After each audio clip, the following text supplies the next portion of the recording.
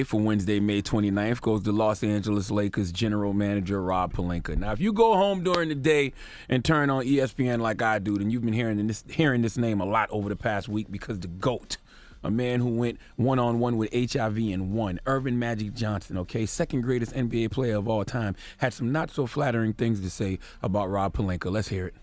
And then I start hearing, Magic, you're not working hard enough. Magic's not in the office. So people around the Laker office was telling me Rob was saying things. And Rob Pelinka. Rob Pelinka. And I didn't like those things being said behind my back, that I wasn't in the office enough and so on and on. So I started getting calls from my friends outside of basketball saying those things now were said to them outside of basketball. Now, not just in the Laker office anymore. Now it's in the media and so on. And these are people you trust. Exactly. But when you allude to the backstabbing, was it Rob Pelinka that you're talking about? Is it Rob Pelinka and other people within the Lakers organization? Who exactly were you talking about? No, just Rob. I told him in year 2, I'm only going to be here 3 years. So my job is, Rob, to get you ready for this position. And so when all this was coming back to me and guys calling me saying, you better watch out for him. And then what was crazy was, when I took the job, you know how many agents called me and said, you got to watch out for him? Jesus. Pretty self-explanatory, right? Mm-hmm. Magic said he's a backstabber. Magic said agents told him you got to watch out for him. Look, man, I'm the type of person that when I hear certain things about certain people, I take it into consideration when I deal with them because I am a stern believer that you just have to watch how someone treats other people because eventually it will be your turn. It just is what it is. If a person treats people good, that's just in their nature. He will eventually do the same to you. If a person treats someone bad, well, that's just in their nature too, and they will eventually do the same to you. That's just how it goes. Now, I don't know if Rob Pelinka is a bad person or not, but I do know one thing. He's a liar. Well, I'm not going to call him a liar. I'm just going to say he got caught in a lie. Okay? And one thing I will never understand is a grown-ass liar. Okay? I understand why kids lie. They don't know any better. All right? They don't want to get in trouble in most cases. But grown-ass liars, I will never understand. And Rob Pelinka, ladies and gentlemen, is a full-blown adult liar. Exhibit A! In May of 2018, Rob Pelinka was introducing Dwayne "The Rock" Johnson. The Rock was delivering a Genius Series talk to the team, and during that introduction, Rob, who worked with Kobe Bryant for 18 years, told a tall tale about setting up a dinner meeting with Kobe Bryant and the late Heath Ledger. Let's hear it.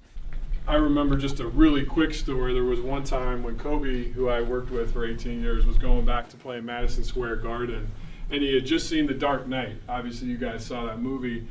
And he's like, hey, hook me up with dinner with Heath Ledger because he got so locked into that role.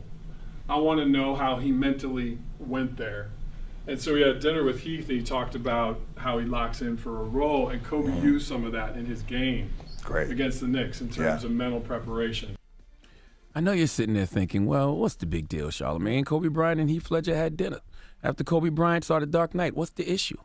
Well, the problem is Heath Ledger died 6 months before The Dark Knight was released. In July of 2008, I repeat, Heath Ledger died 6 months before The Dark Knight was released in July of 2008. So unless Kobe was grubbing with a ghost, this never happened. All right? Somebody please whisper to Rob Pelinka that not telling the truth is the same as lying, and lying is the same as not telling the truth. Either way you slice it, he's lying. And I don't know why. What's the point?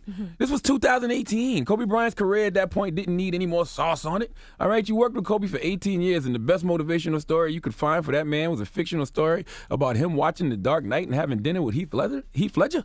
All right? I just don't understand the point of lying. You know what's interesting? What? This is interesting, right?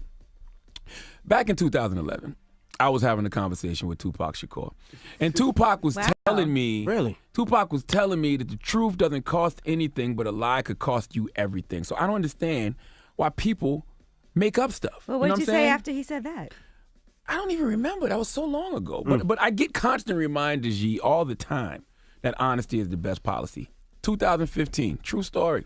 I was sitting down having brunch with Biggie Smalls, right? Biggie. And if you're wondering what we ate, it was a T-bone steak, cheese, eggs, and water. Too much sugar in the world, which is great. But where were you guys at? We was at some brunch spot in Brooklyn. I can't remember the name of it. I don't remember. Footprints, maybe? Brooklyn Chop House? It was a brunch spot. That's not in Brooklyn. I know, but I just wanted to see what he was going to say. He didn't really meet with Biggie Yee. Okay. Okay, I'm sorry. Why would you say that? You calling him a liar? Exactly. I'm sorry, go ahead. But Big told me, 2015, Big told me, he said the truth may hurt for a little while, but a lie hurts forever. So it's like, damn, why lie? You're not in no trouble, Rob. You don't owe nobody no money. You have no reason to lie other than the fact you're just a liar. Okay, Rob Pelinka's character is already in question. But now when you realize he lies about stuff like this and you sitting around thinking, well, damn, when can I ever believe him? When can I ever believe anything he says? This situation reminds me of something that Martin Luther King Jr. told me yesterday. I was having lunch with Martin Luther King Jr. and the Honorable Elijah Muhammad yesterday. Oh, my and we goodness. were talking about this Rob Pelinka situation, and I played this clip for them. Can we play the clip just one more time, just real quick? I remember just a really quick story. There was one time when Kobe, who I worked with for 18 years, was going back to play Madison Square Garden, and he had just seen The Dark Knight. Obviously, you guys saw that movie. And he's like, hey, hook me up with dinner with Heath Ledger because he got so locked into that role. I want to know how he mentally went there. And so we had dinner with Heath, and he talked about how he locks in for a role, and Kobe used some of that in his game against the Knicks in terms of mental preparation. You know, Martin Luther King Jr. saw that clip yesterday, and he looked me dead in my eyes, and he told me verbatim, he who is caught in a lie is not to be believed when he tells the truth. Rob, your days of being believed are over. Please give Rob Pelinka the sweet sounds of the Hamiltones. You are the donkey of the day.